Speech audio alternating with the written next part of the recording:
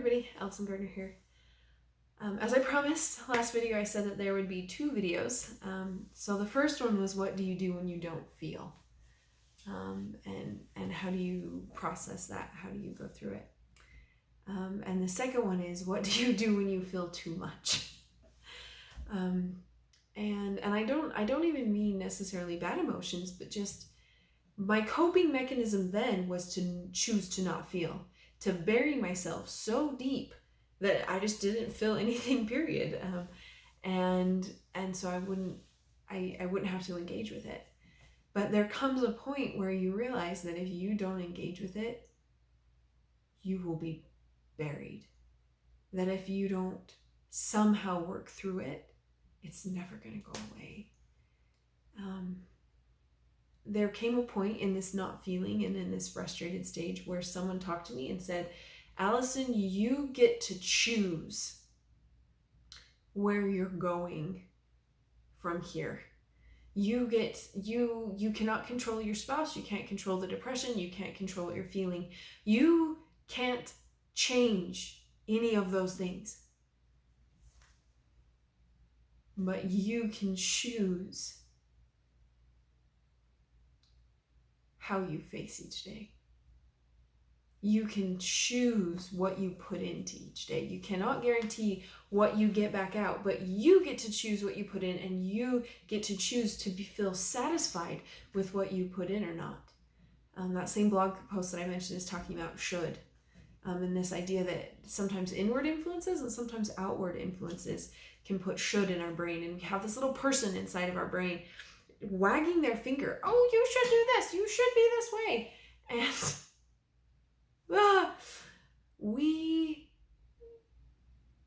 just kick should out of your head. Like, legitimately close your eyes. Whoever that person is that you're visualizing, it should, that voice in your head, whatever, close your eyes and flick it away. Because it's not about where you should be. It's about where you are. It's not about comparisons with anyone else. It's not about how you think you measure up. It's just about where you're at. And so maybe the one thing you control about today, maybe the one thing that you claim ownership of today, is that you accept where you are. You accept what's going on. You accept that you have no control. And you accept that what you do in situations you never thought you would face, you have no idea how to face, is good enough. Because when you accept who you are, when you accept where you are at, that is a secret to control. And that is the secret to handling what you feel. Because once you make that shift, once you make that choice to feel again, all of a sudden, all of these things are going to come up. All of these things are going to be like a volcano all over your face. What do? Well, you're going to second guess yourself. You're going to think that you've made 13 different choices wrong and that there's no going back. So in that moment, when things feel like they are crowding in, when things in that moment feel like they are going to overwhelm you, take a moment and breathe and acknowledge that you did do something good today. Maybe you can't even point out what it was. That's fine. Just say, I did something good today, and hold on to that thought and hold on to that feeling and accept that whether you were forgetful, whether you somehow missed something, whether you didn't show up for that other person in the way you should have done,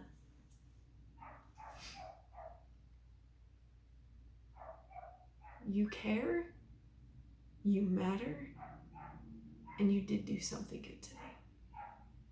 Because when you can hold on to that hope and that peace, then the self-doubt gets pushed away. And then it doesn't matter whether the person you love the most in the world can look at you and say, yeah, you matter. Because sometimes the person you love most in the world can't tell you that. Because they feel like they don't matter, and they feel like if you're doing better than they are, then you're doing great. And that's not the question you asked.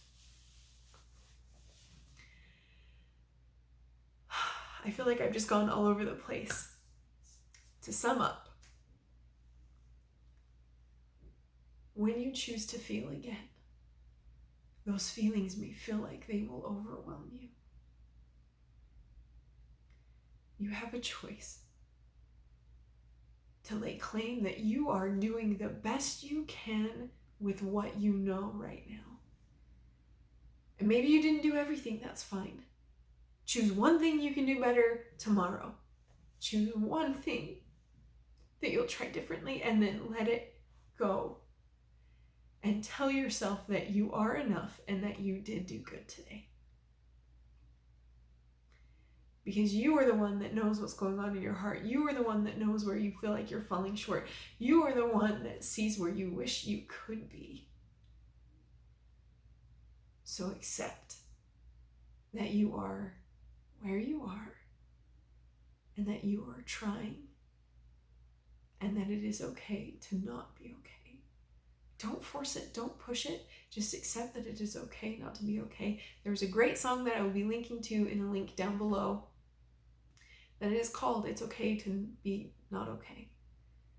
And when you embrace that, the guilt and the shame and the frustration go away because you love yourself for who you are. And you should love yourself for who you are because you are amazing. You matter. And you did do something good today. And I will see you guys next week on this journey to healing, hope, and peace.